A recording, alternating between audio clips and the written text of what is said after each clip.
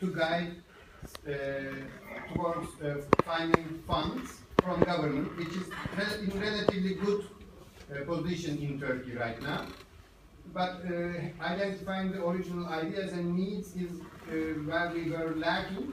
Because originally for the last several years, I felt like we were developing the solutions more on our computers, on our desk, instead of like going through the clinical rounds and hospitals. Now, hopefully, we will find a way of collaborating and setting up these things more effectively.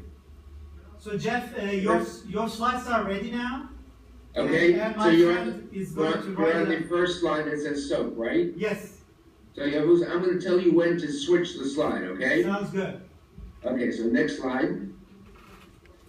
And here you'll see a picture of one of the monuments in Washington, D.C., where I have lived and worked for over 30 years. And when you live and work in Washington for more than one administration, you're known as a native of Washington. Next slide.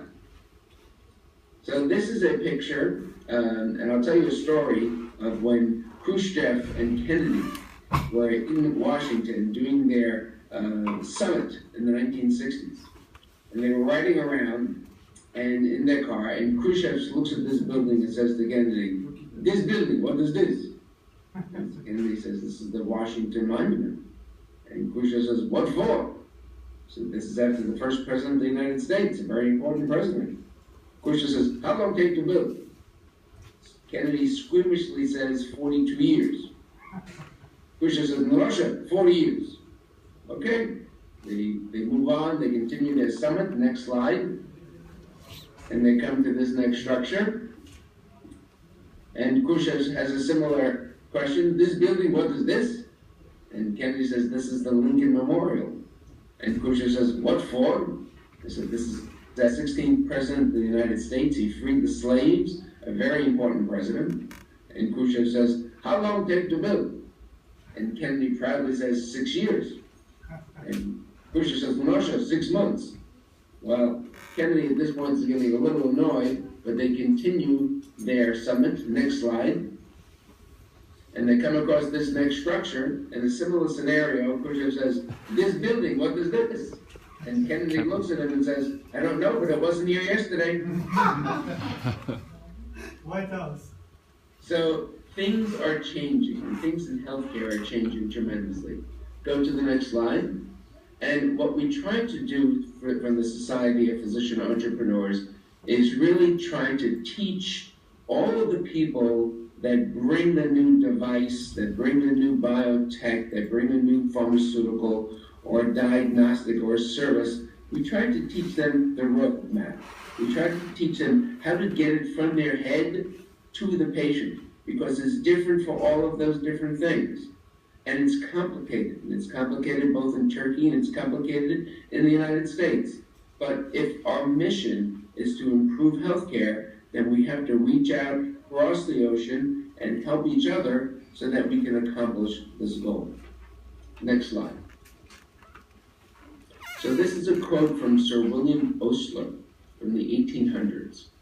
"To have lived through a revolution, to have seen a new birth of science, a new dispensation of health, reorganized medical schools, remodeled hospitals, a new outlook for humanity is an opportunity not given to every generation."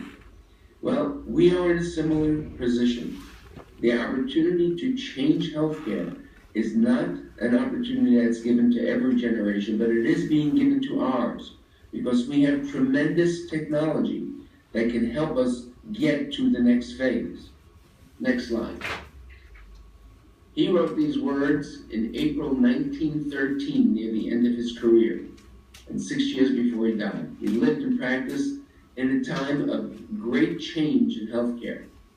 Over 3 decades, between 1880 and 1915, him and a few dozen of his visionary clinicians really laid the foundation for modern clinical healthcare. They laid out the physical layout and operational structure of the modern hospital, and this is how all these things were initially defined. And that is what's practiced here in America and what's practiced all over the world. The basic 4-year medical school curriculum, 2 years of basic science and 2 years of clinical experience, was established by OSLA. Postgraduate education requirements were articulated, and licensing requirements for physicians were put into place. Next slide. The first textbooks of medicine and surgery were written at this time. Scientific research was made the foundation for how we take care of patients. Nursing practices were created as well.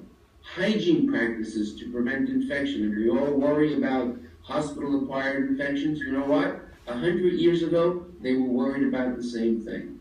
So we've clearly enhanced and improved these practices, but we still need to do more. And it remains true that we owe a great debt to these initial visionary clinicians, and we are still living their legacy. At that point, there was a need for change.